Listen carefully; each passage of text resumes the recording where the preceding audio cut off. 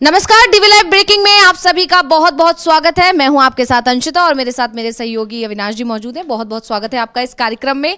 तो आज सभी दर्शकों को आज मेरी और अविनाश जी की तरफ से और पूरी डीवी लाइव की टीम की तरफ से गणतंत्र दिवस की बहुत बहुत शुभकामनाएं। और किस किस ने शुभकामनाएं दी हैं, कैसे गणतंत्र दिवस मनाया जा रहा है देश में, इसके बारे में भी हम बात करेंगे। लेकिन उससे पहले जो इस वक्त की सबसे बड़ी खबर है वो महू से आ रही है। और क्योंकि वहां राहुल गांधी की कल एक जनसभा होने वाली है, वहां रैली होने वाली है और उससे पहले बीजेपी सरकार ने एक फरमान जारी कर दिया है। कहा जा रहा है, दावा किया जा रहा है कि राहुल के खिलाफ एक बड़ी साजिश रची जा रही है। और यह भी दावा किया जा रहा है कि बीजेपी सरकार राहुल की इस रैली से इतना ज्यादा डर गई है कि उनके खिलाफ एक फरमान जारी करके एक लंबी चौड़ी सूची जारी की गई है कि किन किन चीजों पर प्रतिबंध लगाया गया है। इस पर हम चर्चा करेंगे अविनाश जी कि क्यों इस तरह से यह देखा जा रहा है कि बीजेपी सरकार और जो वहां पर सरकार है मध्य प्रदेश की, वो इतना डरा हुआ क्यों महसूस कर रही है। क्यों कलेक्ट्रेट से एक बाकायदा एक नोटिफिकेशन जारी किया गया है और प्रतिबंध लगाया गया है राहुल गांधी की रैली को लेकर। क्या कुछ लगता है आपको, क्या जानकारी है इसको लेकर?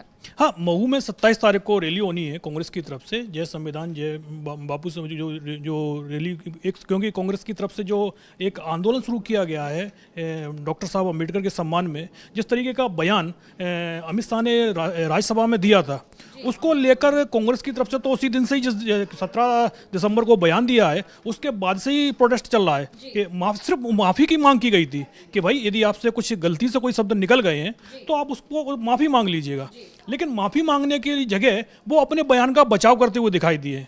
उसके बाद से ही कांग्रेस और पूरा विपक्षी के जो गठबंधन है वो लगातार इस चीज़ की डिमांड के भाई डॉक्टर अंबेडकर के खिलाफ जो बयान दिया है उसको लेकर या तो माफ़ी नहीं मांग रहे हैं, तो जो प्रधानमंत्री हैं वो जो गृह मंत्री अमित शाह को बर्खास्त कर दें अपनी कैबिनेट से।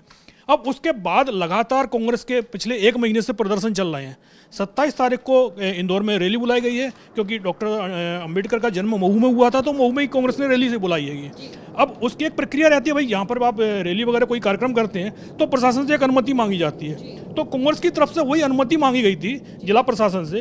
तो जो वहाँ के डीएम है उनकी तरफ से जो आदेश जारी हुआ है उसमें एक तरीके से राहुल गांधी से यह कह दिया गया कि आप भाषण ही मत दीजिएगा, आप वहाँ कुछ बोलिएगा मत। भाई इतनी बड़ी रैली बुलाई गई है और रैली का सबको पता है कि रैली किस लिए बुलाई गई है। डॉक्टर अंबेडकर के सम्मान के लिए वो रैली बुलाई गई है और उसमें जो बात होनी है उस भाई जाहिर सी बात है, एक राजनीतिक दल की रैली होगी तो सरकार के जो नीतियां हैं उन नीतियों पर यदि जनता के विरोध में है तो उन नीतियों पर वो सवाल भी उठाए जाएंगे। अब डीएम साहब का जो ऑर्डर आ रहा है उसमें ये कहा जा रहा है कि आप राजनीतिक बयान नहीं देंगे। भाई चलो, जो धर्म विरोधी भाषण की जो बात कर रहे हैं, जो आप देखिएगा 6वें नंबर की आप देखिएगा, उसमें साफ साफ लिखा हुआ है कि इस दौरान राजनीतिक और धर्म विरोधी भाषण नहीं दिए जाएंगे, प्रतिबंधित रहेंगे। भाई धर्म विरोधी भाषण तो कांग्रेस के नेता कभी देता ही नहीं है। इसकी मास्टरी किसके पास में है ये सबको पता है। जहाँ जिनकी सरकारें हैं उनकी पार्टी के नेता किस तरीके के भाषण देते हैं ये सभी को पता है, लेकिन उन पर कोई कार्रवाई नहीं होती। राहुल गांधी ने कभी भी धर्म विरोधी भाषण नहीं दिया है। उनके हमेशा नफरत हटाओ, नफरत के खिलाफ ही वो भाषण देते हैं कि भाई मोहब्बत को, जब उन्होंने अपनी यात्रा निकाली थी भारत जोड़ो यात्रा, तो हमेशा वो यही बोलते थे कि भाई नफरत को हमको हटाना है, मोहब्बत से जीतेंगे हम। बिल्कुल, मोहब्बत की दुकान के नाम से इस चीज को बहुत ज्यादा प्रचलित भी किया गया। हाँ, वो मोहब्बत की बात कर रहे हैं और जो उनके सामने जो पार्टियां हैं वो जिस तरीके के बयान दिए जाते हैं, भाई एक रहेंगे सेफ रहेंगे, जिस तरीके के बयान चल रहे थे, भाई इसको आपको देने की क्या जरूरत है। लेकिन उस तरीके के बयानों पर कोई रोक नहीं है। लेकिन जाहिर सी बात है कि जो रैली महू में होनी है उसमें बीजेपी सरकार की खामियां बताई जाएंगी और उस पर ही रोक लगाई जा रही है कि आप राजनीतिक बयान नहीं देंगे। भाई राजनीतिक बयान नहीं देंगे एक राजनीतिक दल की रैली में तो फिर क्या बात होगी। भाई या तो आपकी तरीके से भाई मंदिर के सामने बैठकर भजन कीर्तन शुरू कर दो कि भाई यही हमारी रैली हो रही है, तो भाई वो चीज़ तो होनी नहीं है वहाँ। भाई जो रैली का जो पहले से ही तय है कि भाई ये रैली किस विषय पर होनी है, तो अब आप अगर राहुल गांधी के राजनीतिक भाषण पर भी रोक लगा रहे हैं और दूसरी तरफ आप संविधान की बात भी कर रहे हैं, तो ये किस तरीके से आप संविधान को सुरक्षा की बात कर रहे हैं। ये रैली भी संविधान सुरक्षा को लेकर ही है, क्योंकि जाहिर सी बात है कि जो रैली है उस डॉक्टर अंबेडकर जो संविधान निर्माता हैं उनके सम्मान में ये रैली बुलाई गई है और जो संविधान में दिया हुआ है, बोलने का अधिकार दिया गया है, बोलने की आज़ादी है, उस पर सरकार की तरफ से रोक लगाई जा रही है। बिल्कुल 76वां रिपब्लिक डे हम मना रहे हैं यार, और वो हमारा जो संविधान है ये आज़ादी देता है, राइट टू स्पीच की आज़ादी देता है। और इधर यहाँ पर कलेक्ट्रेट से जो नोटिफिकेशन जो हम स्क्रीन पर देख सकते हैं, इसमें ये साफ साफ दिखा मतलब एक रोक लगाने की कोशिश, उन्हें बाउंड करने की कोशिश। और जबकि सबसे बड़ी बात ये है कि धर्म से विरोधी जो भी नारे दिए जाते हैं या जिस तरह के बयान आते हैं वो बीजेपी की तरफ से ही ज्यादा आते हैं। जैसे अभी आपने जिक्र किया, बटेंगे तो कटेंगे, एक रहेंगे तो सेफ रहेंगे, जालीदार टोपी, ये सारे बयानों की एक लंबी चौड़ी लिस्ट है जो बीजेपी नेताओं की तरफ से ही दी जाती है। जूते मारो सालों को, ये सारे बयान बीजेपी नेताओं की तरफ से ही दिए गए हैं। लेकिन इन पर कार्रवाई होने के बजाय जो राहुल गांधी मोहब्बत की दुकान की बात करते हैं, सबको एकजुट होने की बात करते हैं, भारत जोड़ो यात्रा का जो मकसद था वो यही था कि सभी को एकजुट करना है, संविधान की रक्षा की बात करते हैं। संविधान सुरक्षा सम्मेलन ये कांग्रेस की तरफ से ही शुरू किया गया और इसी को लेकर लगातार रैलियां कर रहे हैं।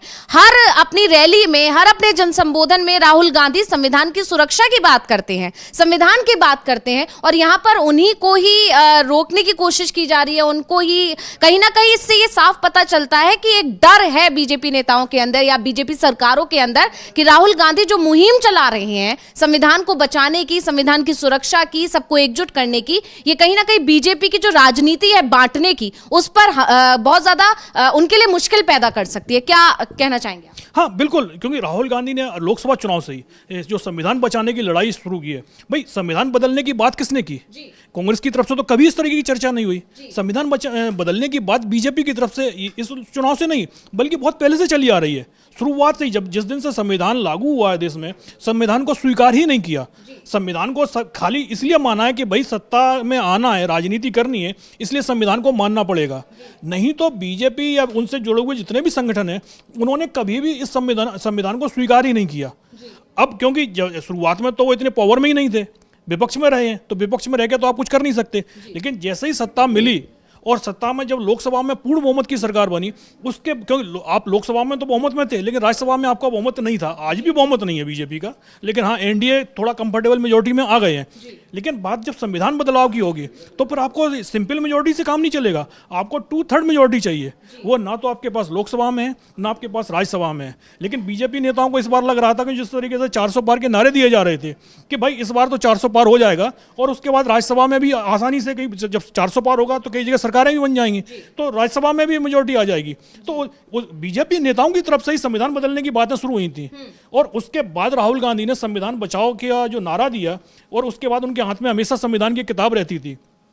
उसी को सबसे ज्यादा डर बीजेपी को यदि किसी चीज से लग रहा है तो राहुल गांधी से ही लग रहा है, क्योंकि राहुल गांधी ने उनकी पूरी जो मुहिम थी उसको फेल कर दिया। अब आज की तारीख में यदि प्रधानमंत्री संविधान को सर माथे से लगा रहे हैं तो इससे पहले तो नहीं लगा रहे थे ना। इससे पहले तो भाई उनकी पार्टी के जो नेता संविधान बदलने की बात कर रहे थे, उनमें से किसके खिलाफ कार्रवाई हुई? किसी के खिलाफ कार्रवाई नहीं हुई। तो जाहिर सी बात है, एक तरीके से उन लोगों को टिकट दिए गए, उनके लिए रैलियां करते हुए प्रधानमंत्री पहुंच रहे हैं, तो उनको तो एक तरीके से आप इनाम दे रहे थे।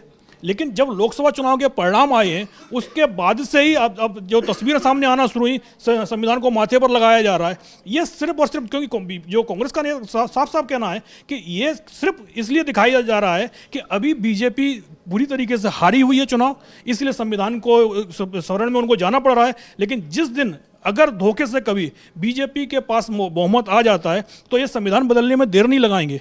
तो इसीलिए जनता को इस बताने के लिए कि भाई इनके मन में क्या चल रहा है, और जो संविधान बचाओ के जो कांग्रेस की पूरे, क्योंकि ये जो कार्यक्रम जो है पूरे 1 साल तक का कांग्रेस ने तय कर लिया है कि जब तक अमित शाह के खिलाफ कार्रवाई नहीं होती है तब तक कांग्रेस अपने जो उन्होंने एक तरीके से स्टेप ले लिया है उससे हम पीछे नहीं हटेंगे। और महू की रैली से शुरुआत होनी है पूरा 1 साल के आंदोलन की, और इसीलिए क्योंकि कांग्रेस का बहुत लंबी रणनीति है, इस पर शुरुआत से ही रोक लगाने की कोशिश बीजेपी की तरफ से हो रही है। क्योंकि अब 4 दिन बाद सत्र भी शुरू होना है संसद का, तो और ये मुद्दा एक बार फिर, क्योंकि पिछली बार आपने देखा है संसद सत्र जब क्योंकि 16 तारीख को अमित शाह का 17 तारीख को बयान आता है, उसके बाद जिस तरीके से संसद को एक कार्रवाई तरीके से ठप कर दी गई, क्योंकि बीजेपी को यह लग रहा था कि संसद की कार्रवाई चलेगी तो संसद में यह मुद्दा जरूर उठेगा। तो इसीलिए सत्ता पक्ष की तरफ से ही जिस तरीके से संसद में हंगामा मचाया गया और अंतिम समय पर संसदीय कार्रवाई चलने नहीं दी गई, तो उस आपने शीतकालीन सत्र तो चलो एक तरीके से चला गया, लेकिन बजट सत्र ये मुद्दा तो अभी तक भी जीवित है। बीजेपी को लगा था कि भाई एक सत्र से दूसरे सत्र में पहुंचेंगे तो ये मुद्दा खत्म हो जाएगा, लेकिन संविधान बचाव का जो मुद्दा है और डॉक्टर अम्बेडकर के अपमान से जुड़ा जो मुद्दा है वो मुद्दा खत्म नहीं हुआ है। वो मुद्दा संसद के बजट सत्र में भी उठेगा और इसीलिए बीजेपी की पूरी कोशिश हो रही है कि इस मुद्दे को किसी तरीके से ठंडा किया जाए और राहुल गांधी जो 27 तारीख को महू पहुंच रहे हैं इंदौर के, उनको इस मुद्दे पर बोलने ही नहीं दिया जाए। और इसी तरीके से जो आदेश निकले हैं भाई, ये आदेश यदि कोई कोर्ट में चुनौती दे देगा तो कोर्ट ही जो वहाँ के डीएम है उनसे ही पूछ लेगा कि भाई आप बोलने की आज़ादी किसी से कैसे छीन सकते हैं। कोई वहाँ राहुल गांधी कोई दंगा फैलाने तो नहीं जा रहे हैं भाई, उनका जो बयान होगा वो जो शुरुआत से ही बोलते हैं भाई हमें नफरत को हटाना है और और संविधान बचाने की लड़ाई है, इसी मुद्दे पर वो वहाँ जाकर बोलेंगे। भाई जो बात अमित शाह ने बोली है वो तो उसके खिलाफ ही बोलेंगे वहाँ पर जाकर, लेकिन जो आदेश निकाला गया है कि राहुल गांधी कोई राजनीतिक बयान नहीं दे सकते, तो फिर राहुल गांधी क्या बोलेंगे, वहाँ भजन गाने के लिए जाएंगे क्या? तो जाहिर सी बात है सवालों में तो एक तरीके से बीजेपी ही खुद आ गई है। तो यहाँ पर लगातार ये अब सवाल उठ रहे हैं और ये आरोप पहले भी लगते रहे हैं बीजेपी पर कि राहुल गांधी की छवि जिस तरह से मजबूत हो रही है, जिस तरह से उनकी लोकप्रियता बढ़ रही है, खासकर हम लोकसभा चुनावों की बात करें तो पूरे इंडिया गठबंधन का नेतृत्व राहुल गांधी ने किया। भारत जोड़ो यात्रा का जो असर देखने को मिला, जिस तरह से बीजेपी 400 पार के जो सपने सजा रही थी वो बहुमत तक नहीं पहुंच पाई, तो इसके चलते कहीं ना कहीं बीजेपी खेमे में खलबली है और ये लगातार किया जा रहा है कि राहुल गांधी को छवि को कैसे धूमिल किया जाए। जब भी पटना में उन्होंने अपना संबोधन किया, उस दौरान जब उन्होंने मोहन भागवत पर उनके सवाल उठाए थे, जिस तरह से मोहन भागवत का बयान आया था कि आजादी को लेकर जो उन्होंने विवादित टिप्पणी की थी, उस दौरान भी उनके बयान से ध्यान भटकाने के लिए उनकी एक लाइन को लेकर गलत भ्रम फैलाया गया, जिस पर ये सारी चीजें देखने को मिल रही हैं कि कैसे राहुल गांधी को घेरने की कोशिश की जाती है। इस पर और आगे चर्चा करेंगे। इसी बीच बिहार में भी अलग ही जिस तरह से नीतीश कुमार को लेकर सवाल उठ रहे हैं और नीतीश कुमार कोई भी एक राह नहीं चुन पाने कि उन्हें किस तरफ जाना है, उन्हें इंडिया के साथ रहना है या उन्हें एनडीए के साथ रहना है, ये वो भी तय नहीं कर पा रहे। और इस बीच अब नीतीश कुमार पर जुबानी हमले भी शुरू हो गए हैं, इस पर भी आगे चर्चा करेंगे। लेकिन पहले, क्योंकि आज देश गणतंत्र दिवस मना रहा है, तो गणतंत्र दिवस किस तरह मनाया जा रहा है, किसकी शुभकामनाएं आ रही हैं, क्या कुछ कहना है और कैसे राहुल गांधी और खरगे ने गणतंत्र दिवस की शुभकामनाओं के साथ साथ और एक नसीहत भी दी है देश के लोगों को, इस पर भी हम आगे अभी चर्चा करेंगे। लेकिन पहले गणतंत्र दिवस किस तरह मनाया जा रहा है उसकी हम थोड़ी सी जानकारी आप क्या देना चाहेंगे अविनाश जी? हाँ, आज 76वां गणतंत्र दिवस देश मना रहा है, इसकी सभी को शुभकामनाएं। अभी तो राजपथ पर जो कर्तव्य पथ हो गया है वहाँ परेड चल रही है, इंडोनेशिया के राष्ट्रपति को वहाँ मुख्य अतिथि हैं, तो वही गणतंत्र तो सभी देशवासियों के लिए ही है ये, तो इस पर तो सभी की शुभकामनाएं भी आई हैं, प्रधानमंत्री ने भी दी है, राष्ट्रपति की शुभकामनाएं हैं, कांग्रेस के प्रेसिडेंट हैं मल्लिकार्जुन खड़गे, उनकी तरफ से भी शुभकामनाएं आई हैं। तो ये गणतंत्र तो खैर जो 75 साल हो गए हैं, लेकिन इसको बचाए रखने की सबसे बड़ी चुनौती है कि जिस तरीके से एक के बाद एक संवैधानिक संस्थाएं उनका राजनीतिकरण हो रहा है, तो वो सबसे बड़ी चिंता की विषय है। जिस तरीके से चुनाव आयोग पर सवाल उठ रहे हैं आज की तारीख में कि ईवीएम का मुद्दा हो, चाहे आप वोटिंग लिस्ट को मामला देख लीजिएगा, मतलब विपक्ष को चुनाव आयोग तो बात तो करते हैं कि हम लेवल प्ले फील्ड देंगे, लेकिन जब बात उसकी ओरिजिनलिटी हकीकत की आती है कि आप कहते तो कुछ और हैं कि जो नफरत फैलाने वाले भाषण नहीं चलेंगे, आप किसी के खिलाफ गलत नहीं बोलेंगे, किसी पर निजी आरोप नहीं लगाएंगे, लेकिन होता बिल्कुल उसका उल्टा है। एक पार्टी कुछ भी बोलती है तो उसकी तरफ चुनाव आयोग आंख बंद कर लेता है, और दूसरी तरफ यदि कोई व्यक्ति एक सबूत के साथ, प्रमाण के साथ आता है तो उस पर आप रोक लगा देते हैं, उसको आप नोटिस देते हैं कि 2 दिन के मालूम पड़ता है, आपने प्रचार के लिए रोक लगा दी, आप उस पर कार्रवाई शुरू कर देते हैं। तो सबसे बड़ा सवाल तो इस समय चुनाव आयोग पर ही है। और सीधी सीधी इस बात, यदि लोकतंत्र में चुनाव निष्पक्ष नहीं होंगे तो फिर जनता का भरोसा लोकतंत्र से उठ जाएगा। तो पहला तो यही है कि चुनाव आयोग, क्योंकि जिस तरीके से हमने टीएन सेशन के समय का चुनाव देखा है, उसके बाद भी जीएम लिंगदो आए और भी कई चुनाव आयुक्त आए, उन्होंने इस व्यवस्था को संभाल के रखा। लेकिन पिछले 8-10 साल से जिस तरीके से चुनाव आयोग पर सवाल उठ रहे हैं भाई, एक के बाद एक जिस तरीके के खुलासे हो रहे हैं, लेकिन चुनाव आयोग किसी भी चीज़ का जवाब नहीं देता है। शुरुआत में हमने देखा था लोकसभा चुनाव के समय पर तो विपक्षी दल जो थे वो चुनाव आयोग से मुलाकात करना चाहते थे और आप मिलने का समय नहीं दे रहे थे। हरियाणा चुनाव के समय जब जबरदस्त आरोप लगे तो उसके बाद जो चुनाव आयोग ने कांग्रेस के डेलीगेशन को बुलाया और उस पर ये टिप्पणी की कि हम उनको एक तरीके से न्योता उनको समझते उनकी बात सुनने का उनको मौका दे रहे हैं। भाई यदि विपक्ष की बात आप नहीं सुनेंगे, चुनाव आयोग यदि उस पर सवाल उठ रहे हैं और उस सवालों का जवाब देने तक कोई यदि चुनाव आयोग तैयार नहीं होता है तो फिर भी आप वहां कर क्या रहे हैं। और यही स्थिति आप देखिए, आप सुप्रीम कोर्ट को ही आप देख लीजिएगा।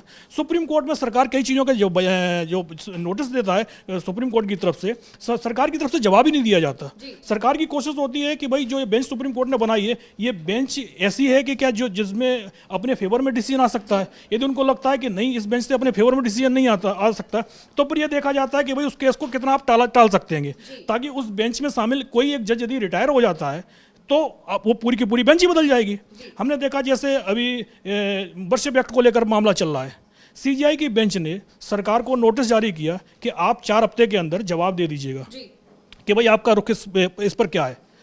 4 हफ्ते निकल गए, 12 जनवरी तक सरकार को जवाब देना था, लेकिन सरकार की तरफ से जवाब नहीं दिया गया। 17 तारीख को सुप्रीम कोर्ट में जब सुनवाई शुरू हुई तो सीजीआई का सीधा सीधा कहना यही था कि भाई इस मुद्दे में सरकार का बयान बहुत महत्वपूर्ण है और जब तक सरकार का बयान, सरकार का पक्ष नहीं आता है, तब तक हम इस केस में आगे सुनवाई नहीं कर सकेंगे। अब सीजीआई साहब तो 3 महीने बाद रिटायर हो जाएंगे, उसके बाद फिर दोबारा से नई बेंच बनेगी। तो सरकार जिस केस को ठंडे बस्ते में डालना चाहती है, उस मुद्दे पर वो एक तरीके से सुप्रीम कोर्ट की राय भी नहीं सुनती है। तो इस तरीके से आप किसी भी तरफ चले जाइए, कई संवैधानिक संस्थानों में तो नियुक्ति नहीं होती है कि सरकार को लगता है कि भाई मानवाधिकार आयोग के चेयरमैन का पद खाली रखना ही बेहतर है, तो 2-2 साल तक वो खाली बना रहता है। सुप्रीम कोर्ट कई बार इस चीज़ को लेकर बोल चुका है, या तो आप इनका शटर डाउन कर दीजिए, बंद ही कर दीजिए इन संस्थाओं को, और नहीं तो भाई आप नियुक्तियां कीजिएगा। तो एक के बाद एक जिस तरीके से राजनीतिक नियुक्तियां हो रही हैं, संवैधानिक पद पर बैठा व्यक्ति यदि रिटायर होता है तो पता चलता है सरकार उसको कहीं और दूसरी जगह नियुक्त कर देती है। तो ये चीज़ें जो जब से शुरू हुई हैं, उसके बाद से आप देख रहे हैं कि जो भी एक तरीके पब्लिक का जो न्याय की उम्मीद जहाँ होती है, फिर उसका भरोसा टूटना शुरू हो जाता है। और ये चीज़ पिछले 8-10 साल से लगातार चली आ रही है। तो जाहिर सी बात है, यदि हम गणतंत्र मना रहे हैं तो जो स्टेट हैं, जो आपकी संवैधानिक संस्था हैं, उनकी स्वतंत्रता बनी रहनी चाहिए। अगर उन पर सवाल उठेंगे तो जाहिर सी बात है ये देश के लोकतंत्र के लिए भी बहुत घातक होगा। जी बिल्कुल, जिस तरह से मोहन भागवत ने स्वतंत्रता को लेकर जो बयान दिया था, उस पर राहुल गांधी ने 18 तारीख को जब पटना में वो पहुंचे थे तो क्या कुछ कहा था, एक बारी पहले सुन लेते हैं, इस पर फिर आगे चर्चा करेंगे। कि संविधान की जो सोच है वो हिंदुस्तान के कोने कोने में, हिंदुस्तान के हर व्यक्ति के अंदर, हर संस्था के अंदर, जैसे गंगा का पानी जाता है वैसे जाए।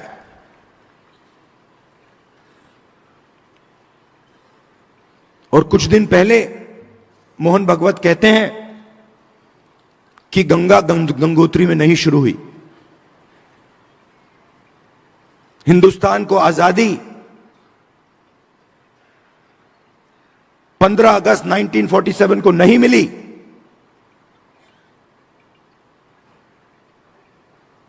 बाद में मिली। तो अगर मोहन भागवत कह रहे हैं कि 15 अगस्त 1947 को आजादी नहीं मिली,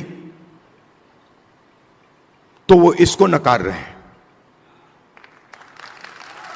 वो कह रहे हैं, खुले स्टेज में कह रहे हैं कि इस किताब में जो सोच है उसका हिंदुस्तान के लिए कोई मतलब नहीं है। यह आजादी का नतीजा नहीं था, क्योंकि उस समय मोहन भागवत के मुताबिक आजादी तो मिली नहीं।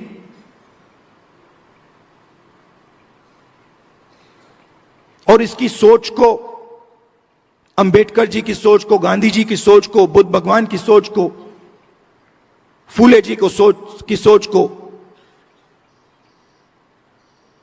वो मिटाने लगे हैं।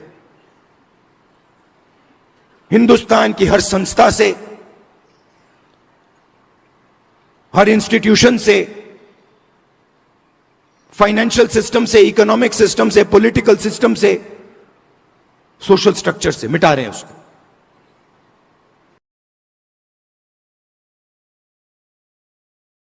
दे दो। तो यहाँ पर अभी हम राहुल गांधी को सुन रहे थे और राहुल गांधी का 18 तारीख का ये जो भाषण था, जो उन्होंने बयान दिया, इस पर बीजेपी ने कैसे उन्हें घेरने की कोशिश की थी ये सभी जानते हैं, और किस तरह से ये उनका जो बयान था उस पर एक तरह से ये छवि को बिगाड़ने की कोशिश लगातार की जाती है। और ये पहली बार नहीं है, ये लगातार होता रहता है और इससे ये साफ पता चलता है कि कहीं ना कहीं राहुल गांधी जिस तरह से उनकी लोकप्रियता में लगातार इजाफा हो रहा है, उनका ग्राफ जिस तरह से ऊपर जा रहा है, उसे कैसे धूमिल किया जाए, ये कहीं ना कहीं डर है। और वही डर अभी जब महू में राहुल गांधी जा रहे हैं, वही डर दिखाई दे रहा है, क्योंकि जानती है बीजेपी अच्छी तरह से कि कैसे जब भी राहुल वहां पहुंचेंगे तो अभी जो महू में जो घटना हुई है, जिस तरह से अंबेडकर की मूर्तियों को हटाया गया और फिर उन्हें जिस तरह से ले जाया गया, उसका एक वीडियो बहुत तेजी से वायरल हो रहा है। तो ये तय माना जा रहा है कि राहुल गांधी अगर महू जाएंगे तो हो सकता है उस घटना स्थल पर भी पहुंचे और इस घटना का जिक्र जरूर करें। तो मैं पहले राहुल गांधी ने जो बयान दिया है, अभी जो उन्होंने ट्वीट किया है, कि पहले हम उस ट्वीट को पढ़ते हैं कि गणतंत्र दिवस की शुभकामनाएं देते हुए उन्होंने क्या कुछ नसीहत देने की कोशिश की है। तो राहुल गांधी ने लिखा कि सभी देशवासियों को गणतंत्र दिवस की हार्दिक शुभकामनाएं। हमारे महान स्वतंत्रता सेनानियों के न्याय, स्वाधीनता, समानता और भाईचारे के मूल्यों पर आधारित हमारा संविधान भारतीय गणतंत्र का गौरव है। धर्म, जात, क्षेत्र, भाषा से परे हर भारतीय का सुरक्षा कवच है। इसका सम्मान और रक्षा हम सभी का कर्तव्य है। जय हिंद, जय भारत, जय संविधान। और इसी तरह मल्लिकार्जुन खड़गे का भी ट्वीट आया है, उन्होंने भी ऐसे ही देश को एक नसीहत देने की कोशिश की है, खासकर सरकार पर निशाना साधने की कोशिश की है। क्या कुछ बोले हैं, क्या लिखा है उन्होंने, एक बारी वो भी आपको बता देते हैं। तो मल्लिकार्जुन खड़गे ने लिखा है, मेरे प्यारे देशवासियों, भारतीय राष्ट्रीय कांग्रेस की ओर से मैं आप सभी को गणतंत्र दिवस की हार्दिक शुभकामनाएं देता हूं। आज भारतीय गणतंत्र की आत्मा और इसकी अंतरात्मा के रक्षक भारत के संविधान को अपनाने के 75 वर्ष पूरे हुए, उसी पर अपना संदेश साझा कर रहा हूं। जय बापू, जय भीम, जय संविधान। इसके साथ उन्होंने बाकायदा 2 से 3 फोटोज शेयर किए और उस पर उन्होंने अपना एक संदेश जारी किया। और इसी को लेकर यहां पर साफ है कि कहीं ना कहीं गणतंत्र दिवस की शुभकामनाओं के साथ एक नसीहत देने की कोशिश की गई। और अभी हम वापस अब राहुल गांधी जो जा रहे हैं महू, और उसको लेकर क्या साजिश रची जा रही है, किस तरह से उनकी आवाज को दबाया जा रहा है, इसके पीछे की वजह कहां से शुरू हुई है, पहले हम इस वीडियो को देखते हैं, उसके बाद इस पर चर्चा करेंगे। ये बाबा साहब की मूर्ति को उठा के ले जाओ।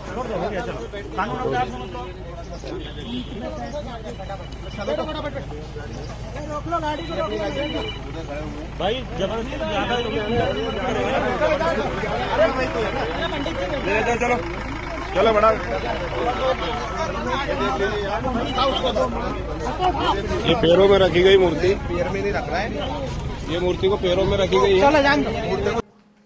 तो ये वीडियो भी हमने देखा अविनाश जी, किस तरह से अंबेडकर की मूर्तियों को हटाकर उन्हें किस तरीके से रखा जा रहा है, मतलब सम्मान नहीं है। और इस मुद्दे को लगातार कांग्रेस उठा रही है।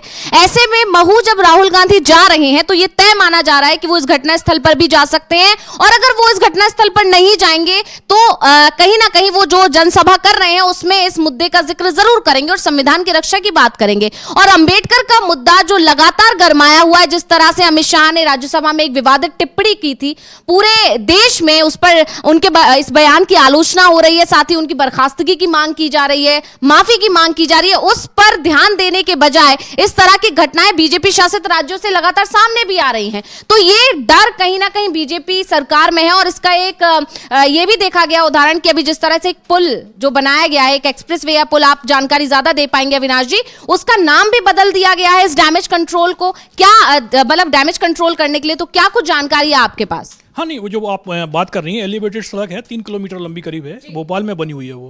पहले उसका जीजी एलिवेटेड फ्लाईओवर उसका नाम दिया गया था, लेकिन बाद में जब जिस तरीके से विवाद चल रहा है डॉक्टर अंबेडकर को लेकर, और कांग्रेस की जो रैली होनी थी, तो उसको लेकर जब उस पुल का उद्घाटन कर रहे थे वहाँ के सीएम मोहन यादव, तो उन्होंने उसका नाम डॉक्टर अंबेडकर के नाम पर करने का ऐलान कर दिया। लेकिन हमको लगता है कि भाई बीजेपी की सरकार ही नहीं चाहती है कि जो विवाद चल रहा है वो विवाद खामोश हो। और जिस तरीके से, क्योंकि उसमें गृह मंत्री खुद ही सीधे सीधे घेरे में आ रहे हैं, तो ऐसा लगता है कि बीजेपी में एक गुट ऐसा भी है जो चाहता है कि भाई इस बार जो फंसे हैं गृह मंत्री, इनको किनारे लगा दिया जाए। क्योंकि राहुल गांधी के जाने से ठीक पहले, क्योंकि महू जा रहे हैं राहुल गांधी, महू इंदौर में आता है, और इंदौर में ही डॉक्टर अंबेडकर और संत रविदास की प्रतिमा को आप उखाड़ देते हैं। और जिस तरीके से पैरों में रखकर उस प्रतिमा को लेके गए हैं, वो पैरों, आपने देखा होगा कि गाड़ी में डाला और पैरों के नीचे उस प्रतिमाएं रखी गई थी, तो जिस तरीके से अपमानित किया गया है, तो उसको लेकर कांग्रेस और वहाँ जो दलित समुदाय है उसमें जबरदस्त आक्रोश है। और राहुल गांधी जाएंगे कि नहीं जाएंगे तो अभी क्लियर नहीं है, क्योंकि जिला प्रशासन जाने नहीं देगा, या आप मान के चलिएगा उस जगह पर कि किसी जिस तरीके से, क्योंकि इस मुद्दे पर जिला प्रशासन घिरा हुआ है और राहुल गांधी ये मुद्दा भी उठाएंगे। और इसी को रोकने के लिए, क्योंकि भाई इस पूरे मामले में जो वहाँ का जिला प्रशासन भी सवालों के घेरे में बना हुआ है, वहाँ का क्योंकि जो नगर निगम प्रशासन है और जिला प्रशासन है, क्योंकि कांग्रेस ने दोनों को चिट्ठी भी लिखी है कि भाई किसके आदेश से ये प्रतिमाएं हटाई गई हैं, तो उसका अभी तक जवाब नहीं आया है। और जाहिर सी बात है कि महू की रैली से 5-6 दिन पहले इस तरीके की जो घटना हो रही है, तो इसका जिक्र राहुल गांधी जरूर करेंगे। और उनको रोकने के लिए ही ये इस तरीके के जो डीएम ने आदेश निकाले हैं कि आप राजनीतिक भाषण नहीं देंगे, तो भाई क्या इस मुद्दे को भी नहीं उठाया जाएगा? क्योंकि ये मुद्दा तो सीधा सीधा जिला प्रशासन के खिलाफ ही है। और सबसे बड़ी बात तो ये है कि जो इंदौर है, इंदौर में विधानसभा की 9 सीटें आती हैं, लोकसभा की वहाँ 2 सीटें हैं। इंदौर मध्य प्रदेश का सबसे बड़ा नगर निगम है और हर जगह वहाँ बीजेपी का कब्जा है। 9 की 9 विधानसभा सीटें बीजेपी पर हैं, दोनों की दोनों लोकसभा सीट बीजेपी के पास में, नगर निगम में बीजेपी का ही मेयर है।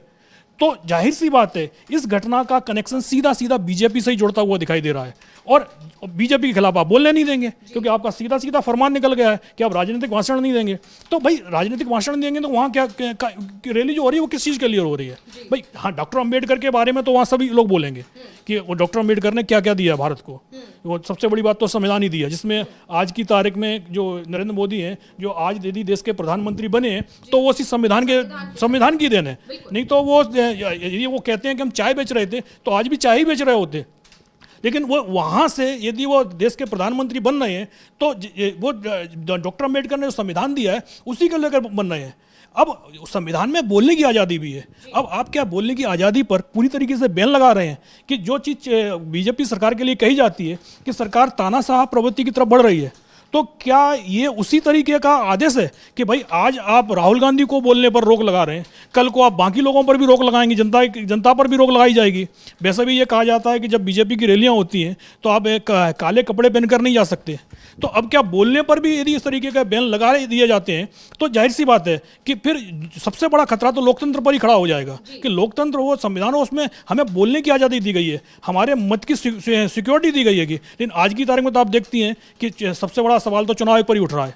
और दूसरा, सरकार के जिस तरीके से फरमान निकल रहे हैं कि जिस तरीके से कोशिश हो रही है, अभी तो एक देश एक चुनाव की बात शुरू हो गई, तो कि सरकार भी चाहती है कि जो एक बार चुनाव हो जाए, जो भी धांधली वगैरह जिस तरीके के जो आरोप लग रहे हैं वो एक बार लगें, क्योंकि हर चुनाव में उस तरीके की गड़बड़ियाँ यदि होती हैं तो जनता के मन में भी सवाल खड़े होना शुरू हो गए हैं कि हर 6 महीने बाद एक चुनाव होता है देश में और वही चीज़ें दोबारा से फिर देखने को मिलती हैं कि जो चुनाव आयोग है विपक्ष की जितनी भी शिकायतें होती हैं उनको किनारे लगा देता है। वोटिंग लिस्ट से लेके ईवीएम जो जितना भी मामला होता है, आप ये देखिएगा जब भी कोई धांधली का मुद्दा उठता है विपक्ष नहीं उठाता, एक आम पब्लिक भी यदि मुद्दे को लेकर आती है तो उसमें लाभार्थी हमेशा बीजेपी ही होती है।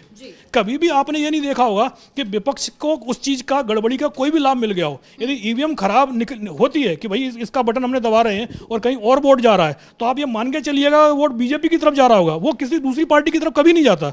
तो जो भी गड़बड़ी, जिस तरह की भी धांधलियाँ निकल रही हैं, जैसे ईवीएम में आया कि जो ईवीएम 99% चार्ज होती है तो आप मान के चलिएगा कि उसमें बीजेपी ही जीतेगी। तो ये इस तरीके की घटना लगातार यदि हो रही हैं तो जनता के मन में सवाल तो होंगे ही होंगे, और उसका जवाब अगर चुनाव आयोग नहीं दे पा रहा है या देने की कोशिश नहीं कर रहा है तो सवाल पूरी चुनाव व्यवस्था पर ही खड़े हो रहे हैं। तो जिस तरीके के डीएम साहब का फरमान आ रहा है कि हम बोलने नहीं देंगे, चुनाव के बारे में भी नहीं बोलने देंगे, आपको कोई राजनीतिक भाषण नहीं देने देंगे, और जो उन्होंने धार्मिक पाला बोला है उसके मुद्दे पर तो हम सभी लोग उससे सहमत हैं कि भाई धर्म के खिलाफ, धर्म विद्वेष को फैलाने वाली इस तरीके की कोई स्पीच आपको नहीं देनी चाहिए। लेकिन ये जो लाइन कांग्रेस के लिए लिखी गई है, भाई जहां आपको भेजनी चाहिए वहां पर भी तो भेजिए। अगर बीजेपी की रैली होती है तो क्या इस तरीके की लाइनें लिख के भेजी जाती हैं कि आप राजनीतिक भाषण, चलो भाई हम तो कह देते हैं भाई आप उनको छूट दे दीजिए कि वो राजनीतिक भाषण दें, सामने वाले को आप कितना भी गंदा गंदा बोल दें, लेकिन जो धार्मिक मुद्दे हैं उनको उठाने के लिए क्या इस तरीके के आदेश दिए जाते हैं?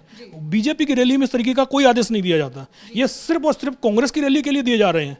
और कांग्रेस की रैली के तो हम इस चीज़ को बोलते हैं, आप बिल्कुल दीजिएगा, लेकिन राजनीतिक मुद्दे आप नहीं उठाएंगे, ये चीज़ किसी के समझ में नहीं आ रही है। जी बिल्कुल। यहाँ पर अगर हम महू में जो, क्योंकि अब कल रैली होने वाली है और उससे पहले बहुत ही ज्यादा सियासत गर्मा गई है, क्योंकि राहुल गांधी की आवाज को दबाने की एक तरह से कोशिश है, क्योंकि वैसे ही विपक्ष ये आरोप लगाता है बीजेपी पर और जो सरकार है उस पर कि वो आवाज दबाती है, संसद के अंदर विपक्ष को बोलने नहीं दिया जाता। ये भी आरोप लगते हैं कि माइक बंद कर दिया जाता है। और अब जब रैली करने जा रहे हैं राहुल गांधी, तो वहां कलेक्ट्रेट के सहारे से उनकी आवाज को दबाया जा रहा है बीजेपी शासित राज्यों में। तो कहीं ना कहीं ये बात सच है कि जो बीजेपी पर आरोप लगते हैं बीजेपी सरकारों पर विपक्ष की तरफ से, वो आरोप कहीं ना कहीं सही साबित नजर आ रहे हैं इस तरह के नोटिफिकेशन को देखकर। तो इधर राहुल गांधी की आवाज को दबाने की कोशिश हो रही है। वहीं अगर बिहार की बात करें, क्योंकि वहां इसी साल के आखिर में चुनाव होने हैं, वहां नीतीश कुमार बुरी तरह से एक तरह से फंसे हुए दिखाई दे रहे हैं, क्योंकि ना वो ये डिसाइड कर पा रहे हैं कि उन्हें एनडीए की तरफ जाना है कि उन्हें इंडिया की तरफ जाना है। वो कोई फैसला नहीं ले पा रहे, लेकिन इस बीच उन पर जुबानी हमले तेज हो गए हैं और उन पर अब निशाने साधे जा रहे हैं।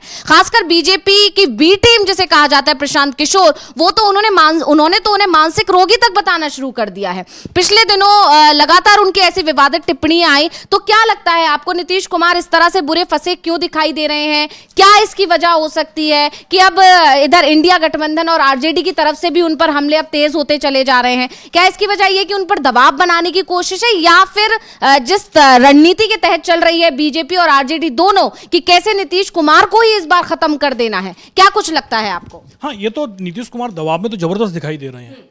विपक्ष का काम तो सरकार की आलोचना करना है, सरकार के काम में जो कमियां हैं उनको बताना है, और विपक्ष अपना ये काम कर रहा है कि सरकार की जो कमियां हैं उनको वो लगातार सामने जनता के लेके आ रहा है। जिस तरीके से तेजस्वी यादव ने एक क्राइम बुलेटिन सा स्टार्ट किया है कि भाई हफ्ते में कितनी अपराध की घटनाएं घट रही हैं। एक तरफ तो आप सुशासन की बात करते हैं, और दूसरी तरफ जिस तरीके से अपराध का ग्राफ लगातार बढ़ता चला जा रहा है, अपराधियों को संरक्षण सत्ता की तरफ से ही दिया जा रहा है। अभी कुछ दिनों पहले अनंत सिंह का किस्सा सामने आया है, तो अनंत सिंह की जो गिरफ्तारी भी हुई है, तो उसको लेकर भी आप जेडीयू के जो नेता हैं उनके बयान आप देख लीजिएगा, तो वो एक तरीके से अनंत सिंह ने जो गोलियां चलाई हैं, उनके लोगों ने गोलियां चलाई हैं, उसको जस्टिफाई कर रहे हैं। भाई आप पंचायत करने वाले कौन होते हैं? न्याय दिलाने का काम भाई प्रशासन का है, कानून का है, कोर्ट का है, कि एक नेता का है? भाई वो तो विधायक भी नहीं है अनंत सिंह चुनाव लड़ने की तैयारी कर रहे हैं। 2025 में एक आ जा रहा है जो चुनाव होना है बिहार विधानसभा का, जेडीयू उनको टिकट संभवतः दे सकती है, इस तरीके के उनको आश्वासन मिल गया है। लेकिन क्या सिर्फ आप चुनाव लड़ने की तैयारी कर रहे हैं तो आप किसी का विवाद सुलझाने के लिए आप पूरे दलबल के साथ, हथियारों के साथ उसके घर पर हमला कर देंगे क्या? जिस तरीके की बताया जा रहा है कि 100 से ज़्यादा वहाँ गोलियाँ चली हैं, और भाई इतनी गोलियाँ चल रही हैं तो वहाँ पुलिस वगैरह कहाँ थी? सुरक्षा व्यवस्था का मुद्दा, क्योंकि गृह मंत्रालय नीतीश कुमार के पास में ही है और अनंत सिंह उनके काफ़ी करीबी माने जाते हैं। तो इस तरीके की जो घटनाएं हो रही हैं, ये जो नीतीश कुमार सुशासन बोलते हैं, ये तो एक तरीके से उन्हीं के ऊपर सवाल सीधे सीधे खड़े हो रहे हैं। और जाहिर सी बात है, जब इस तरीके की घटना होंगी तो उन पर सीधा सीधा हमले भी होंगे। और जिस तरीके से प्रशांत किशोर ने बोला है कि नीतीश कुमार की मानसिक स्थिति ठीक नहीं है, ये नीतीश कुमार वो नहीं है 10 साल पहले जो सत्ता चला रहे थे। आज की तारीख में उनके मंत्रिमंडल में कितने मंत्री हैं, उनके क्या क्या नाम, उनके पास क्या क्या विभाग हैं, नीतीश कुमार इस चीज़ को नहीं बता सकते। नीतीश कुमार, सवाल तो ये उन्होंने कर दिया कि नीतीश कुमार के पास में क्या क्या विभाग उनके पास खुद हैं, उस पर भी वो संभवतः गफलत में फंस जाएंगे, वो खुद नहीं बता पाएंगे उनके पास क्या क्या काम है। तो जाहिर सी बात है, नीतीश कुमार इस समय जो भी चीज़ उनके ऊपर दबाव बनाया जा रहा है, सबसे ज़्यादा दबाव तो बीजेपी की तरफ से ही बनाया जा रहा है, क्योंकि नीतीश कुमार को इस समय अपना पूरा राजनीतिक कैरियर ही दांव पर लगा हुआ दिखाई दे रहा है। जिस तरीके से बीजेपी की तरफ से लगातार कहा जा रहा है कि सीएम उम्मीदवार कौन होगा, ये अभी तय नहीं है। बीजेपी ने यह तो बोल दिया है कि भाई चुनाव तक तो नीतीश कुमार ही हैं, नीतीश के नेतृत्व में हम चुनाव लड़ रहे हैं, लेकिन चुनाव के बाद नेतृत्व कौन करेगा, इस पर अभी तक कोई क्लियरिटी बीजेपी की तरफ से नहीं दी जा रही है। और इसी का तनाव नीतीश कुमार के चेहरे पर लगातार दिखाई दे रहा है। जिस तरीके से वो दिल्ली में आते हैं, दिल्ली में आकर वो खबर जो आती है कि प्रधानमंत्री से उनकी मुलाकात फिक्स हो गई है, बीजेपी अध्यक्ष से मुलाकात फिक्स हो गई है, लेकिन वो वापस चले जाते हैं। उसके कहा जाता है कि भाई वहाँ राज्यपाल साहब आने वाले हैं, प्रोटोकॉल है, इसलिए उसके चक्कर में वो वहाँ राज्यपाल के प्रोटोकॉल उनको रिसीव करने के लिए वहाँ मुख्यमंत्री का रहना जरूरी है। राज्यपाल के लिए तो आपका प्रोटोकॉल होता है, लेकिन जब उपराष्ट्रपति पहुंचते हैं, भाई उपराष्ट्रपति का पद तो राज्यपाल से बड़ा है ना, उपराष्ट्रपति पहुंचते हैं तो फिर वो आपको प्रोटोकॉल याद नहीं रहता है। उपराष्ट्रपति 25 तारीख को समस्तीपुर पहुंचे, जननायक कर्पूरी ठाकुर की जन्मतिथि थी, उनको पुष्पांजलि अर्पित की। उसके बाद वहाँ पर बीजेपी के नेता तो सारे पहुंचे, राज्यपाल भी पहुंचे, लेकिन सीएम गायब थे। लेकिन जब ये मुद्दा उठा कि भाई सीएम कहाँ है, प्रोटोकॉल अब कहाँ है उनका, तो फिर आप जब उपराष्ट्रपति चले गए वहाँ से, तो उसके बाद आप वहाँ पहुँचते हैं, तो क्या आप मीडिया का एक तरीके से अपने ऊपर लेना चाहते थे कि जब हम पहुँचें तो पूरा मीडिया का टेंशन हमारे ऊपर ही हो? उपराष्ट्रपति होंगे तो भाई मीडिया तो उपराष्ट्रपति को कवर करेगा, सीएम को तो नहीं दिखाएगा। तो जब उपराष्ट्रपति चले गए तो उसके बाद जब नीतीश कुमार पहुँचे तो पूरी मीडिया ने फिर नीतीश कुमार को घेर लिया।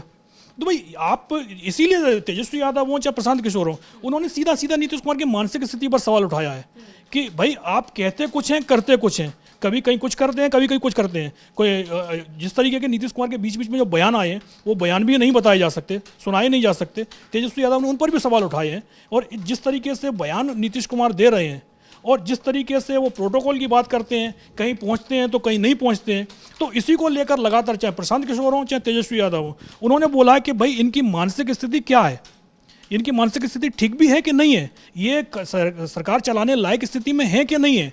बोले इसको एक तरीके से जांच होनी चाहिए, खुलासा होना चाहिए, नीतीश कुमार को अपना पूरा मेडिकल टेस्ट करा लेना चाहिए। भाई बिहार की सत्ता, क्योंकि सीएम है, सीएम पूरा जो राज्य है उसके हवाले होता है, सारे के फैसले सीएम को ही लेने होते हैं लगभग। मंत्रिमंडल उनका सहयोगी के रूप में काम करता है, और अगर सीएम की मानसिक स्थिति पर सवाल उठ रहे हैं तो जाहिर सी बात है कि बिहार की स्थिति क्या होगी। जिस तरीके से वहाँ अपराध का ग्राफ बढ़ रहा है, तो इसको नीतीश कुमार की मानसिक स्थिति से जोड़कर भी अब देखा जाने लगा है। तो अब जाहिर सी बात है इसका जवाब नीतीश कुमार को ही देना है। जी बिल्कुल, बुरी तरह से अब यहाँ पर नीतीश कुमार फंसे हुए दिखाई दे रहे हैं। अब इसमें दो चीजें हैं, या तो एक तरह से वाकई में आपने जैसा कहा विपक्ष का तो काम होता है सवाल उठाना, और वहीं अगर पीके की तरफ से भी इस तरह के बयान आ रहे हैं तो ये एक तरफ ये भी इशारा कर रहा है कि कहीं ना कहीं नीतीश कुमार को कमजोर करने की कोशिश हो रही है, क्योंकि नीतीश कुमार इसी रणनीति पर पिछले कई सालों से काम कर रहे हैं, या कहे कि जितनी भी सरकारें अभी तक आई हैं एक ही रणनीति पर नीतीश कुमार ने काम किया है कि उनके पास इतनी पावर होनी चाहिए कि वो जिस तरफ जाए सरकार उसी की बने। और इस बार भी ऐसी ही खबरें आ रही है कि नीतीश कुमार ने अपने कार्यकर्ताओं को, अपने समर्थकों को यही संदेश दिया है, यही निर्देश दिया है कि इस बार भी इतनी पावर उनके पास होनी चाहिए कि वो महागठबंधन के साथ जाए तो सरकार बने, वो अगर एनडीए के साथ जाए तभी सरकार बने। और इसीलिए एक बार फिर नारा दे दिया गया है कि 25 से 30 एक बार फिर नीतीश, जबकि इससे पहले जब महागठबंधन के साथ नीतीश कुमार थे, यानी जब 2024 से पहले वो महागठबंधन के साथ कुछ समय के लिए गए थे, तब उन्होंने ये कहा था कि अब तेजस्वी यादव ही नेतृत्व करेंगे जब अगला चुनाव होगा, लेकिन इस बार फिर उनके बयान बदल गए हैं। तो ये रणनीति भाप चुके हैं, चाहे वो तेजस्वी यादव हो चाहे वो बीजेपी हो, ये भाप चुकी है कि नीतीश कुमार कुर्सी छोड़ने के लिए राजी नहीं है। और यही बात है कि पिछले दिनों ये भी खबर चली थी कि नीतीश कुमार के साथ 2.5 साल का फॉर्मूला शायद तय किया जा सकता है, लेकिन इस पर भी बात इसीलिए नहीं बन पा रही है क्योंकि ना तो बीजेपी और ना ही महागठबंधन से तेजस्वी यादव और आरजेडी ये विश्वास कर पा रहे हैं नीतीश कुमार पर कि जब उनका समय पूरा हो जाएगा तो वो बने रहेंगे साथ में। हो सकता है कि 2.5 साल कंप्लीट होते ही वो फिर पाला बदल जाए। तो ये यहां पर सवाल उठ रहे हैं, और इसीलिए अब नीतीश कुमार की मानसिक स्थिति पर भी सवाल उठाए जाने लगे हैं, जिससे लोगों का भरोसा ही जेडीयू से और खासकर नीतीश कुमार से उठ जाए, और जो वो कोशिश कर रहे हैं कि इतने सीट्स कम से कम उनके पास आ जाए जिससे उनके पास एक मजबूत स्थिति रहे, बार्गेनिंग पावर बनी रहे उनके हाथ में, वो बार्गेनिंग पावर उनके हाथ में ना रहे, उसी पर अभी एक तरह से प्रहार होता यहां पर दिखाई दे रहा है। तो इस तरह से नीतीश कुमार को कमजोर किया जा रहा है। और वहीं दूसरी तरफ महाराष्ट्र की यहां पर बात कर लेते हैं। उद्धव ठाकरे का एक बार फिर बयान आया और उन्होंने चुनाव आयोग पर बाकायदा सवाल खड़े कर दिए और यह कह दिया है कि मतदान से आम जनता का भरोसा ही उठता जा रहा है, अगर इस तरह से होता रहा तो मतदान का कोई मतलब नहीं रह जाएगा। तो क्या कुछ वजह है क्यों उद्धव ठाकरे ने चुनाव आयोग पर सवाल खड़े किए हैं और क्यों उन्होंने एक बार फिर ईवीएम का मुद्दा उठाया है? क्या कुछ जानकारी है आपके पास अविनाश जी? हाँ, कल राष्ट्रीय मतदाता दिवस था। अब चुनाव आयोग की तरफ से तो लगातार जिस तरीके के बयान चल रहे हैं कि ईवीएम को लेकर वो अब कोई सफाई देने के मूड में नहीं दिखाई दे रहा है। जितने भी सवाल उठाए जा रहे हैं वो एक तरीके से मान के चलिए सवाल ही बन के रह गए हैं। और उद्धव ठाकरे का सीधा सीधा कहना है कि भाई जिसने वोट डाला है उसको ही नहीं पता उसका वोट कहाँ गया है। आपने देखा मरकड़बाड़ी में क्या हुआ, वहाँ के लोगों का यही कहना था कि हमने तो बीजेपी को वोट दिया ही नहीं है, फिर हमारे ये बूथ से बीजेपी का कैंडिडेट जीत कैसे गया, जबकि हमारे यहाँ का ही कैंडिडेट चुनाव लड़ रहा था, हम लोगों ने उसी को वोट दिया था। बोले आप बैलेट पेपर से दोबारा से चुनाव करवा लीजिएगा, बीजेपी कैंडिडेट को जो 1100 वोट मिले हैं, यदि 1100 की जगह उसको 200 वोट भी मिल जाए तो हम मान लेंगे कि भाई लोगों ने वोट दे दिया है। लेकिन कुल 1900 वोट डल रहे हैं, उसमें से 1100 वोट बीजेपी कैंडिडेट को मिल रहे हैं, और जो वहाँ का लोकल कैंडिडेट है जो विधानसभा चुनाव जीत कर आया है उसको 800 वोट मिल रहे हैं। तो ईवीएम पर सवाल तो लगातार उठ रहे हैं। और जिस तरीके से वहाँ मरकड़बाड़ी के लोगों ने कहा कि भाई हम दोबारा से पोल करा लेते हैं, तो आपने पोल भी नहीं कराने दिया उनको एक तरीके से, क्योंकि भाई आपको ये डर लग रहा था कि खुलासा ना हो जाए। मालूम पड़ा बीजेपी कैंडिडेट को 100 वोट भी नहीं मिला वहाँ पर। तो इस आप जिन लोगों ने इसकी डिमांड की कि दोबारा से वोटिंग करा ली जाए, आपने उनके खिलाफ FIR दर्ज कर ली। तो कई लोगों की गिरफ्तारियां हो गई। तो जिस तरीके से एक जो चुनाव पर जो सवाल उठाए जा रहे हैं, आप उनके जवाब ना देके जो सवाल उठा रहे हैं उन्हीं पर कार्रवाई कर रहे हैं। और जो उद्धव ठाकरे का सीधा सीधा यही कहना है कि भाई जब किसी को ईवीएम पर इस समय भरोसा नहीं रह गया है, या तो ईवीएम को लेकर जो सवाल उठ रहे हैं आप उनके जवाब दीजिएगा। चुनाव आयोग ने जो सुप्रीम कोर्ट ने पिछली बार आदेश दिए थे कि भाई ये जो 5% ईवीएम है, दूसरे नंबर का कैंडिडेट जो आता है और तीसरे नंबर का कैंडिडेट है, वो 5% ईवीएम की जांच करवा सकता है। तो अब उनकी तरफ से जब 5% ईवीएम की जांच करवाने के लिए आवेदन दिया गया, पैसे भी दिए गए कि 40,000 रुपये पर ईवीएम का, तो चुनाव आयोग ने क्या किया कि पर्चियाँ गिन ली। भाई पर्चियाँ नहीं गिननी है, ईवीएम की जांच होनी है। जो उसकी जो जितनी प्रोसेसिंग चीज़ें होती हैं, कंट्रोल यूनिट से लेकर बर्न मेमोरी, उनकी सबकी जांच होनी है। उसके लिए चुनाव आयोग तैयार नहीं हो रहा है। वो ये कह रहा पर्चियाँ गिन लो। भाई पर्चियाँ गिनने के लिए तो ईवीएम पर इसीलिए सवाल तो उठ ही रहे हैं कि भाई बटन किसी और का दबाएं, मालूम पड़ता है पर्ची नीचे किसी को, क्योंकि पर्ची तो थोड़ी देर के लिए आपके सामने आती है, आपको यही नहीं पता कि जो आपने बटन दबाया है ये पर्ची उसी की है कि पुरानी कोई पर्ची लगी हुई है इस पर। और यदि वही पर्चियाँ गिनी जानी है तो जाहिर सी बात है जो ईवीएम में जो रिजल्ट मशीन में आया है वही पर्चियों में भी आएगा। लेकिन बात वो हो रही है कि जो ईवीएम का जो काम करने का तरीका है, उस आप इंजीनियर को बुलाइएगा और उसके सारे पार्ट की जाँच कीजिएगा कि भाई बटन दबा रहे हैं उसी को वोट जा रहा है कि नहीं जा रहा है।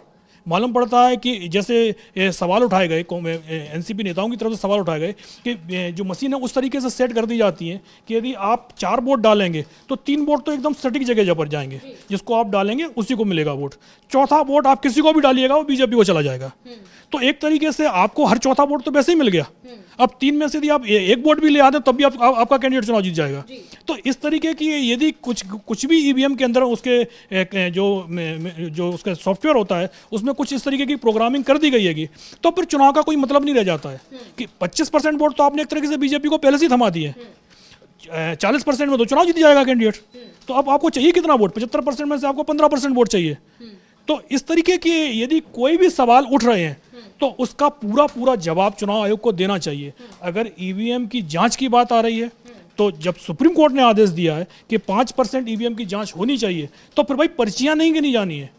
आप जहां पर्चियों की बात होती है तो वहां पर्चियों से पीछे हट जाते हैं। जैसे इस तरीके से एक RTI लगाई गई थी, उसमें तो चुनाव आयोग से सिर्फ यही पूछा गया था कि भाई जो आप 5 बजे मतदान समाप्त होता है, 6 बजे, कई जगह 5 बजे होता है, कई जगह 6 बजे समाप्त होता है, तो उसकी एक प्रक्रिया होती है कि भाई जैसे टाइम खत्म होता है उसका जितने लोग लाइन में लगे होते हैं वहाँ लास्ट में पूरे सभी लोगों को अंदर एक जगह ले लिया जाता है और उसके बाद लाइन में किसी को नहीं आने दिया जाता है। और जितने लोग होते हैं उनकी गिनती की जाती है, उन सबको पर्चियाँ पकड़ा दी जाती हैं कि भाई 20 लोग हैं तो 20 लोगों को 1 to लेकर 20 तक की पर्चियाँ दे दी जाती हैं और उसका रिकॉर्ड रखा जाता है। लेकिन जब वो रिकॉर्ड मांगा गया चुनाव आयोग से तो चुनाव आयोग ने मना कर दिया, हमारे पास वो रिकॉर्ड नहीं है। अगर वो रिकॉर्ड ही मिल जाता, चुनाव आयोग बता देता कि 5-6 बजे के बाद इतने लोग लाइन में लगे हुए थे, तो जो महाराष्ट्र में 10% जो वोटिंग परसेंटेज बढ़ गया उसका सीधा सीधा खुलासा हो जाता कि भाई इतने लोग लाइन में उस समय खड़े हुए थे और इतने लोगों ने उसके बाद वोट डाला, तो इसीलिए ये वोटिंग परसेंटेज बढ़ गया। कि भाई क्योंकि महाराष्ट्र में 9%, 8-9% की वोटिंग का उछाला आया था वोटिंग खत्म होने के बाद, 5 बजे के बाद। तो इसको लेकर सवाल उठाए गए थे कि भाई इतना उछाल एकदम से कहाँ आ गया। और जिस सीट पर वो वोटिंग परसेंटेज ज़्यादा बढ़ा वो सारी सीटें मायावती जीत गई, और जहाँ ज़्यादा अंतर नहीं आया वहाँ कई सीटों पर मायावती जीती तो कई सीटों पर महाविकास अघाड़ी जीता है। तो इस तरीके के सवाल उठ रहे हैं। तो और जब आप पर्चियों की बात करते हैं तो वो जब RTI में उन पर्चियों की जानकारी मांगी गई तो आपने कह दिया वो पर्चियाँ हमारे पास में है ही नहीं है। और जब ईवीएम की जांच करने की बात की जाती है तो आप बोलते हैं कि पर्चियों की गिनती कर लो। तो इस तरीके की आप यदि जो वोटर है उसके वोट को छुपा कर रखेंगे तो सवाल उठेंगे। और वही चीज़ उद्धव ठाकरे ने बोली है कि भाई हमने वोट जो डाला है वो हमारा वोट सही जगह गया है कि नहीं गया है, वो गिना गया है कि नहीं गिना गया है। जब तक हमें सेटिस्फाई इस तरीके से इससे नहीं होंगे, तब तक ईवीएम पर और चुनाव प्रक्रिया पर सवाल उठते रहेंगे। नहीं तो अब मतदाता का काम यही है कि भाई वो जाके वोट डाल दे, वो बटन दबा दे, उसके बाद चुनाव किसको जीतना है ये पहले से ही तय है, बस आप आइएगा और वोट डाल के चले जाइएगा। या तो सरकार के मतलब बीजेपी के खिलाफ एक जबरदस्त वेव चल रही हो कि भाई बीजेपी को 15-20% से ज़्यादा वोट नहीं मिलना है, तब तो बात अलग है। और यदि जहाँ मुकाबला बिल्कुल करीबी होगा तो वहाँ तो पर सरकार बीजेपी ही बनाएगी।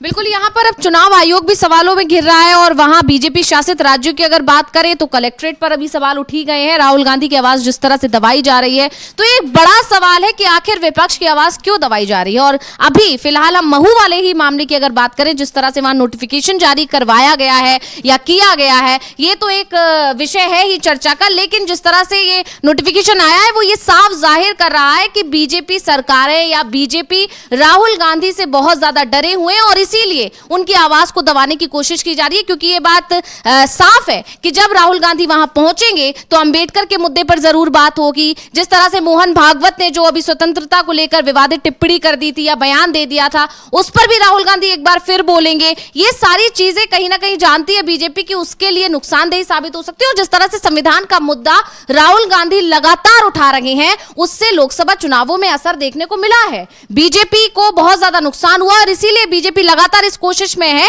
कि कैसे संविधान के मुद्दे से ध्यान भटकाया जाए। अमित शाह ने संविधान को लेकर जो टिप्पणी की उससे ध्यान भटकाया जाए और उसी की वजह माना गया। जिस तरह से अभी एक आपने अभी बताया कि सड़क जो बनाई गई एलिवेटेड, उसका नाम बदला गया, डैमेज कंट्रोल करने की कोशिश की गई। तो ये बता रही है बीजेपी के संविधान के मुद्दे पर बीजेपी, अंबेडकर के मुद्दे पर बीजेपी सरकारें बैकफुट पर आती नजर आ रही हैं और इसीलिए राहुल गांधी की आवाज कहीं ना कहीं दबाने की कोशिश की गई है। और ये मुद्दा इस वक्त चर्चा का विषय बना हुआ है। कांग्रेस लगातार इस मुद्दे पर बीजेपी सरकार को घेरने की कोशिश कर रही है। अब राहुल गांधी कल महू पहुंचेंगे और महू पर उनकी सभी की निगाहें उनकी उस रैली पर हैं, जन संबोधन पर टिकी हुई हैं कि जब वो वहां पहुंचेंगे तो क्या माहौल रहेगा, क्या बातें वो कहेंगे, क्या बयान देंगे जो बीजेपी की और ज्यादा एक तरह से उनके लिए परेशानी खड़ा कर सकता है। क्योंकि अभी लगातार जो भी रैलियां राहुल गांधी की हो रही हैं, चाहे वो पटना जा रहे हो, चाहे वो दिल्ली में अभी उन्होंने जिस तरह से रैली की, दिल्ली में उन्होंने आम आदमी पार्टी और बीजेपी को एक दूसरे की बी टीम बताया, तो लगातार राहुल गांधी अटैकिंग मोड में है। और यही वजह है कि अब राहुल गांधी के बोलने का अधिकार भी उनसे छीना जा रहा है और इसकी शुरुआत महू से हुई है। और इसी को लेकर यह भी दावा किया जा रहा है कि आगे इस तरह के नोटिफिकेशन और जारी होते हैं, क्या इस तरह की चीजें और देखने को मिलती हैं। क्या कुछ लगता है आपको अविनाश जी, क्या ये चीज अब बढ़ेगी या इस पर कांग्रेस इस तरह से इस मुद्दे को उठाएगी कि कहीं यहीं थम जाएगा ये? नहीं, ये मुद्दा तो जरूर जाहिर सी बात है। अगर राहुल गांधी को महू में बोलने से रोका जाता है या राहुल गांधी मुद्दे उठाते हैं और उसके बाद जिला प्रशासन उनके खिलाफ कोई कार्रवाई करता है, एक्शन लेता है, एफआईआर कुछ भी दर्ज करता है, शिकायत दर्ज करता है, तो जाहिर सी बात है यह मुद्दा फिर आगे भी बढ़ेगा। फिर राहुल गांधी को दूसरे स्टेट में भी जहां बीजेपी की सरकार होगी वहां बोलने से रोका जाएगा। लेकिन सबसे बड़ा सवाल यही है कि इस समय संसद का सत्र भी शुरू होने वाला है, तो ये मुद्दा संसद में भी उठेगा अगर राहुल गांधी पर किसी तरीके का एक्शन लिया जाता है। राहुल गांधी वहां पहुंचेंगे और जाहिर सी बात है वो अपने मुद्दे जरूर उठाएंगे, चाहे वो जिस तरीके से आरएसएस चीफ ने जो बयान दिया, चाहे वो मुद्दा हो या बीजेपी नेताओं का संविधान बदलने वाला मुद्दा हो या अमित शाह का जिस तरीके से राज्यसभा में दिया गया डॉक्टर अंबेडकर पर बयान हो, वो सभी मुद्दों को उठाएंगे। संविधान को बचाने का जो संविधान सुरक्षा को लेकर जो कांग्रेस लगातार सम्मेलन कर रही है, वो सारी बातें राहुल गांधी इस बार भी उठाएंगे। वो क्योंकि वो कई बार बोल चुके हैं कि वो डरते नहीं है। बीजेपी सरकार को जो भी कुछ करना हो, बोले आंखों में आंखें डालकर वो बात करते हैं। यदि जो भी एक्शन लेना हो, भाई ईडी ने बुलाया, 5 दिन तक उनसे राहुल गांधी से मुलाकात हुई, पूछताछ हुई, राहुल गांधी ने एक उनके जो सवाल थे सभी सवालों के जवाब दिए। उसके बाद ईडी की भी हिम्मत नहीं हुई कि भाई उस केस में आगे बढ़ा जाए। भाई आप कहते हैं कि राहुल गांधी को बेल पर है, तो भाई आप चार्जशीट दाखिल कीजिए, उस पर आगे बढ़िएगा। जो एजेंसियां हैं वो तो आपकी ही हैं, भाई आपके पास कुछ नहीं है, इसीलिए उस केस में आगे नहीं बढ़ पा रही है ईडी। क्योंकि भाई यदि कुछ होता तो अब तक तो कार्रवाई हो चुकी होती, कार्रवाई करने के लिए कुछ है ही नहीं है। एक तरीके से एक राजनीतिक केस आपने बना दिया है। उस राजनीतिक केस में क्योंकि आपको ही पता है कि यदि आगे बढ़ेंगे तो सुप्रीम कोर्ट ईडी को ही सुना देगा। जिस तरीके से आपने बाकी कई केसों में देखा है, उसमें ईडी को जिस तरीके से सुप्रीम कोर्ट की फटकार पड़ी है, तो इसीलिए ईडी भी इस केस में आगे बढ़ने को तैयार नहीं हो रही है। सरकार का प्रेशर तो बहुत है, लेकिन भाई आप सबूत कहाँ से जुटाएंगे? कुछ सबूत आपके पास में है ही नहीं है। तो इसीलिए किसी भी मामले में जितने भी राहुल गांधी के ऊपर केस दर्ज किए गए हैं, उनमें किसी में भी सरकार की तरफ से आगे बिल्कुल नहीं बढ़ा जा रहा है। और अब आप यदि यहाँ पर भी यदि कोई केस दर्ज कर देते हैं तो बस खाली वो केस दर्ज करके ही रह जाएंगे, उस पर आगे नहीं बढ़ेंगे, बस खाली ये बता देंगे कि राहुल गांधी के खिलाफ इतने मामले दर्ज हो गए हैं। क्योंकि भाई आप क्या, राहुल गांधी यदि बयान देते हैं और उस पर आप क्या दर्ज करेंगे कि भाई राहुल गांधी ने राजनीतिक भाषण दिया, राजनीतिक भाषण को लेकर क्या सुप्रीम कोर्ट में आप टिक पाएंगे? भाई एक रैली है, राजनीतिक दल की रैली है, तो उसमें राजनीतिक भाषण ही होगा। तो जिस तरीके से ये सिर्फ और सिर्फ कांग्रेस पर दबाव बनाने की कोशिश हो रही है, और ये बीजेपी को भी पता है कि राहुल गांधी इस तरीके के दबाव में कभी भी आने वाले नहीं हैं। वो महू पहुंचेंगे और जो उन्होंने बोलना है वो जरूर बोलेंगे। फ्रीडम ऑफ स्पीच देश में है, और वो उसका जो सरकार की तरफ से संविधान में उनको संरक्षण मिला हुआ है। राहुल गांधी उसको उसी, क्योंकि आप नफरत वाली बात कर रहे हैं, राहुल गांधी कभी भी नफरती भाषण नहीं देते हैं। तो सिर्फ और सिर्फ जो धर्म वाला मामला लिखा गया है वो सिर्फ और सिर्फ इसलिए लिखा गया है कि ताकि जो गाइडलाइन दी गई है उस पर कोई सवाल ना उठाए, लेकिन राजनीतिक भाषण देने से आप नहीं रोक पाएंगे। बिल्कुल सोचने वाली बात है कि 76वां गणतंत्र दिवस मना रहा है आज पूरा देश, और यहाँ बोलने की आज़ादी छीनी जा रही है, और यहाँ जिक्र ये हो रहा है कि राहुल गांधी की आवाज़ देश की सबसे बड़ी विपक्षी पार्टी है कांग्रेस, उसके नेता की आवाज़ को इस तरह से दबाया जा रहा है। और संविधान का जो लेकर आए और अंबेडकर जिन्होंने उसका निर्माण किया उसका किस तरह से अपमान किया जा रहा है, ये भी अभी हमने एक वीडियो भी आप लोगों को दिखाया था हमारे तमाम दर्शकों को, कि किस तरह से ये लगातार देखा जा रहा है कि बीजेपी शासित राज्यों में अंबेडकर का अपमान, और खुद गृह मंत्री अमित शाह राज्यसभा में खड़े होकर अंबेडकर का किस तरह से उन्होंने अपमान किया, किस तरह से उन्होंने टिप्पणी की। तो ये चीजें लगातार बढ़ती जा रही हैं और कांग्रेस की तरफ से इस मुद्दे को लगातार उठाया जा रहा है और बीजेपी को घेरा जा रहा है, बीजेपी सरकारों को घेरा जा रहा है। यही वजह है कि अब एक नया तरीका निकाल कर लाया गया है कि कैसे राहुल गांधी के बोलने की आजादी को छीना जाए। मतलब अभी तक उनकी छवि को धूमिल किया जाता था, उस पर भी बीजेपी अभी नहीं कुछ खास कर पा रही थी, मतलब उनकी छवि धूमिल नहीं हो पा रही थी। ऐसे में अब ये नया पैतरा अपनाया जा रहा है, जिस तरह के आरोप बीजेपी शासित राज्यों वाली सरकारों पर लग रहे हैं कि अब एक नया पैतरा अपनाया जा रहा है कि कैसे राहुल गांधी को बोलने ही ना दिया जाए। लेकिन अब ये माना जा रहा है कि राहुल गांधी जब महू पहुंचेंगे तो इस मुद्दे पर वो बात जरूर करेंगे, और जिस तरह से नोटिफिकेशन जारी किया गया अविनाश जी, इस पर भी राहुल गांधी जहां तक माना जा रहा है इस पर भी वो हो सकता है कि हमला करे। तो बहुत बहुत धन्यवाद आपका अविनाश जी, हमारे तमाम दर्शकों को ये तमाम जानकारी देने के लिए, और बहुत बहुत शुक्रिया मेरे तमाम दर्शकों का इस कार्यक्रम में जुड़ने के लिए। अब मुझे दीजिए इजाजत और देखते रहिए डीवी लाइव। नमस्कार।